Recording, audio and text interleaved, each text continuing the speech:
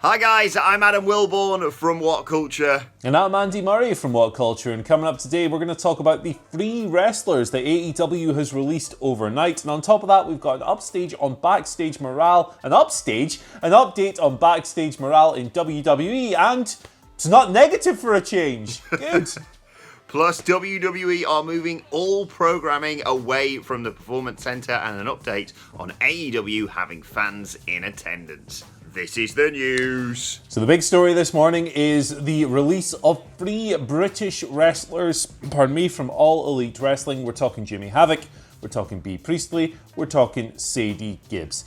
Dave Meltzer of the Wrestling Observer broke the news last night, confirmed it with several sources within the company. They're gone. There's no specific word or official line on why exactly these people have been let go, but each of them is in different circumstances. Jimmy Havoc was obviously subjected to multiple allegations of various forms of just terrible abuse during the Speaking Out movement in June. A lot of stuff came up on him. AEW released a statement. Jimmy was going to rehab to deal with various issues, and when he emerged from that process, they would reevaluate his status within the company. There was a report that really went undercovered by the Everything Elite podcast on the Voices of Wrestling Network shortly after that, saying that Jimmy was basically done. He was retiring, he'd be released from the promotion and all this stuff. That has now come to light. He's gone.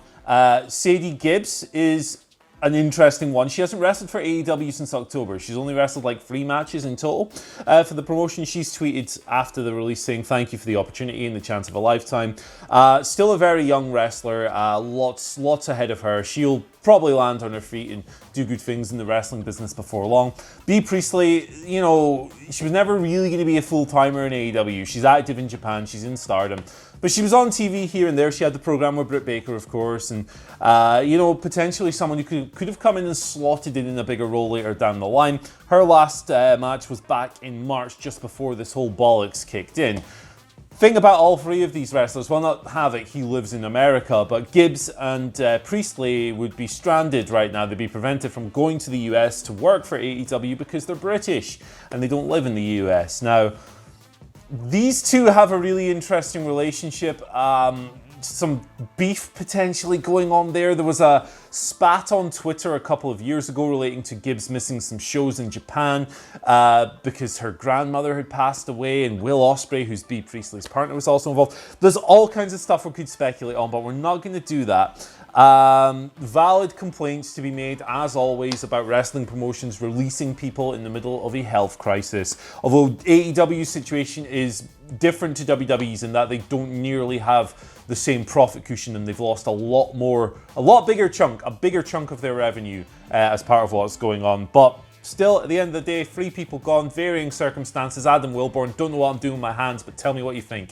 Well, before we get into this, I'd love to know a sort of update, if you can provide it, regarding other British wrestlers in American promotions, because I saw many people, including Michael Sidgwick this morning, concerned as to whether this is a pattern we may see with more British wrestlers who work for the likes of AEW and WWE.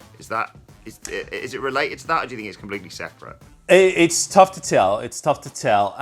You might look at the through line from Bea to Sadie Gibbs and go, well, they can't use them, so why would they pay them? But that's cold and cruel, really, and I would certainly hope that that's not the reason, but you can't really rule it out. The counter-argument is, well, Pac is still on the AEW roster, and thank God, because he's one of the best guys they've got. He can't work at the moment either. So I sincerely hope that that's not the reason, and I sincerely hope that more people don't lose their jobs as a result of this. But we cannot dismiss it, I don't think.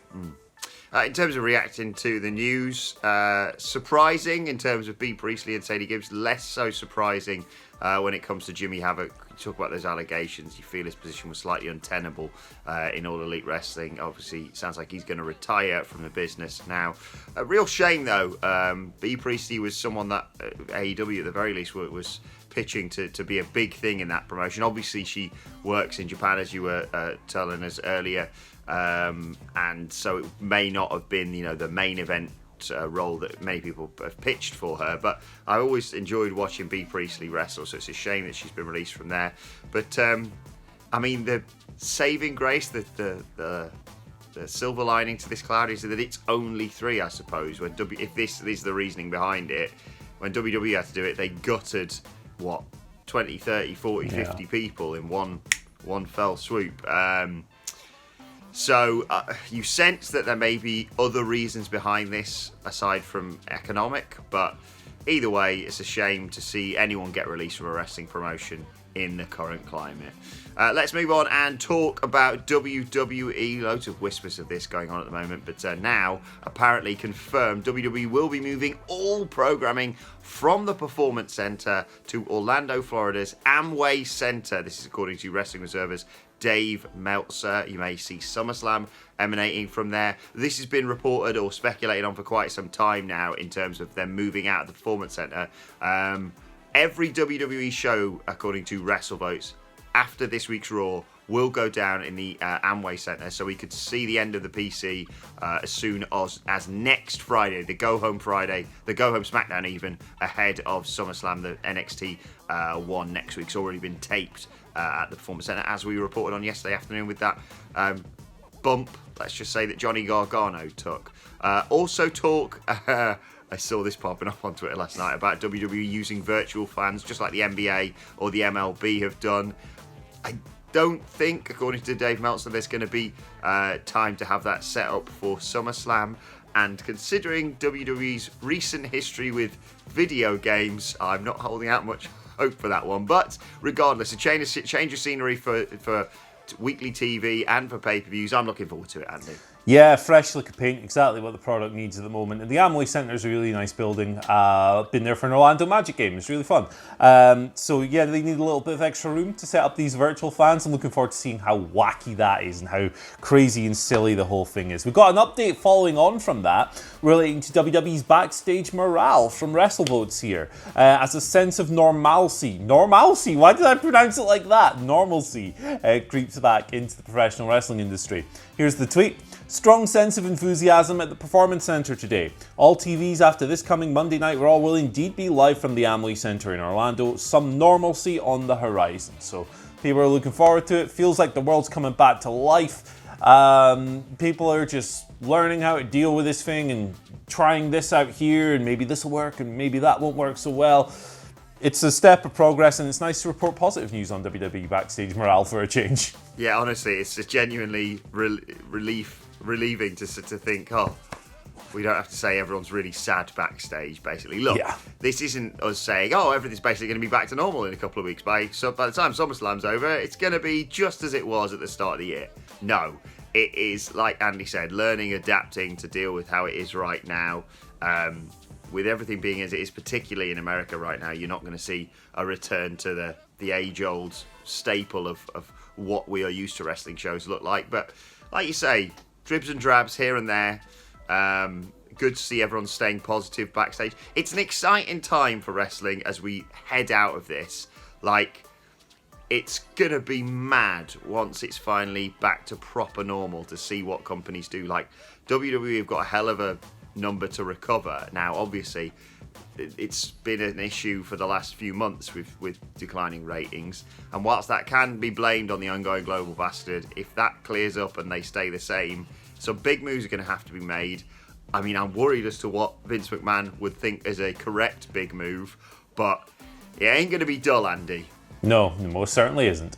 And talking about fans being in attendance potentially, we saw a few fans, around 150, in attendance for Dynamite this week. You may have seen some photos. There's been some more tweets and stuff that we've seen that establish more clear examples of social distancing there. I think one angle made it look like everyone was just sort of crammed together. That wasn't the case. And Ryan Satin from Pro Wrestling Sheet has reported all the measures that AEW put into place to make sure that it was the safest possible to have fans in attendance. They're usually sort of friends or people involved in like the Daily's Place or Jacksonville Jaguars or whatever, rather than just, hey, do you want to see some wrestling, basically? We saw some tweets from people who were in attendance, of course. Apparently, security checked their temperatures upon entering the building. Tablets were used to scan faces and ensure masks were worn throughout the broadcast. They were then spaced out.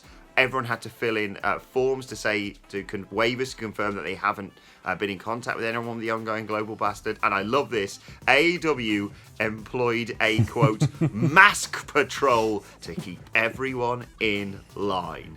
I like the Master Patrol. They feel like a new faction that they could invade soon. Yeah, let's get them in. They can be like the right to censor, but good guys, because they're looking after your health. Yeah, usual disclaimer here. There's no perfect response. There's no perfect solution, but it sounds like AEW is at least taking serious precautions. So, good stuff.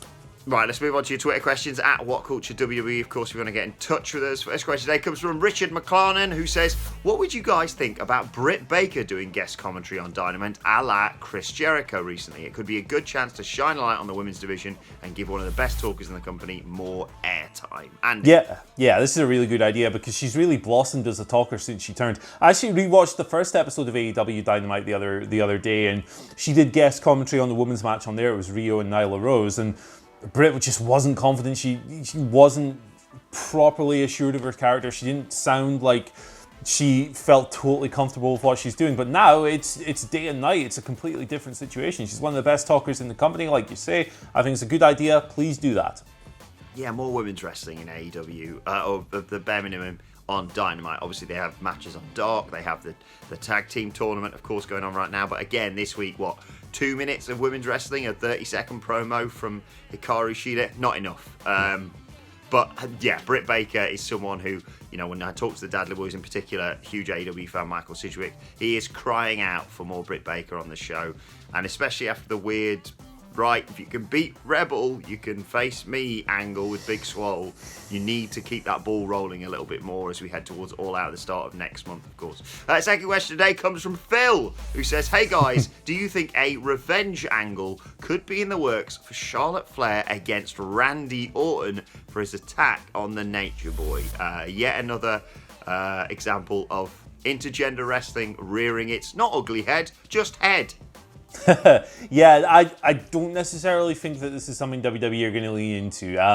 I think that company is very, very conscious of the visuals of intergender wrestling that a lot of people just simply don't want to see because, of the violence between the two genders. They've obviously dabbled with it in certain degrees, and I think they'll keep doing that. I think we'll keep seeing things like Nia Jax beating up R-Truth and stuff like that. But I don't think it's ever something that they're going to fully go into because certain people are not going to respond to it well, and certain advertisers in particular are not going to respond to it as well. So, short answer, no.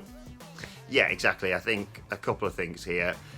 You look at the lengths they went on last week's SmackDown to ensure you recognise that it was a female member of Retribution that attacked the female audience member.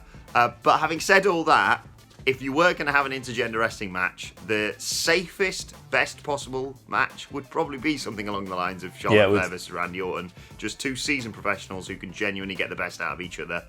I mean, I'd love to see it, but like Andy says, I don't think it's going to happen. No. But there is a good story there. Final question today comes from Megan Roxburgh, who says, now that we've seen the finished TNT Championship, what belt design would you change immediately, and which design do you hope never changes? Megan picks the AEW Women's title to change, and never change the NWA World Heavyweight title. Ooh, good examples. I would go with the IWGP Heavyweight Championship to never change. It's beautiful, it's perfect, no need to touch that. The belts, I'm going to cheat, I'm going to name two. I'm going to name the Raw and SmackDown Tag Team titles because those things look like toys. Yeah, very good point. If you're going to have... I was going to pick the IWGP Heavyweight Championship. I always get it wrong. Is it Open the Dreamgate Championship? Yes, with the lock and key. Oh, never, ever, ever change that. And in terms of changing a title, I mean, obviously the Universal Championship, but I'm not going to say that. 24/7 title. It's awful. Yeah, it's still ugly. I realise it's a piss-takey title, but it's just awful. Yeah, man. Also, never change the North American Championship, particularly when next Saturday it goes around the waist of Carrie Grabs. Right, let's move on to today's and finally, and some great news I saw on Twitter last night. Malcolm Bivens is launching his own talk show. If you don't know about Malcolm Bivens, find out. He is amazing. He's going to be doing a new show called Late Nights with Cardigan and Karen. It starts tonight on Twitch. First guest, Kevin Bloody Owens. Well worth checking out that. I can't wait to see what they do. Cardigan and Karen. Malcolm Bivens is the most underutilized person in the whole of WWE. I mean that sincerely. Google Stokely Hathaway. YouTube Stokely Hathaway. If you don't believe me, please. Yeah, he's more than just a guy with big eyes who can go... Like, he's so much more than that. But anyway, make sure you check that out. Twitch tonight. I don't know what Twitch is. I don't really understand it. Is that a TikTok, Andy? We're so old. Here we are. Let us know your thoughts on that and all of today's news stories in the comment section below. Don't forget to like, share, and subscribe. And subscribe to WhatCulture Wrestling on either iTunes, Spotify, or wherever you get your podcasts from for daily wrestling podcasts. Myself and Michael Sidgwick previewing SmackDown tonight a little bit later on. And, of course, the hashtag Bloody Good Quiz this afternoon. Plus, you can let us know your thoughts and Twitter questions on Twitter at WhatCultureWWE. Watch there. Follow both of us. You can follow Andy Murray at Andy H. Murray. The H stands for Humpty Numpty sitting on top of a collapsing wall like some clueless egg. Very good. I love it. I love the thick of it reference, so I'm all here for this. You can tweet me at Adam Wilborn, just like Lil Nate Charles Robinson did, saying how great a referee Mike Chioda was yesterday. What a lovely man he is. Follow us all at WhatCulture WWE, as I said, but for now, my thanks to Andy Murray. Thank you for joining us. Have a great weekend, guys, and we will see you soon.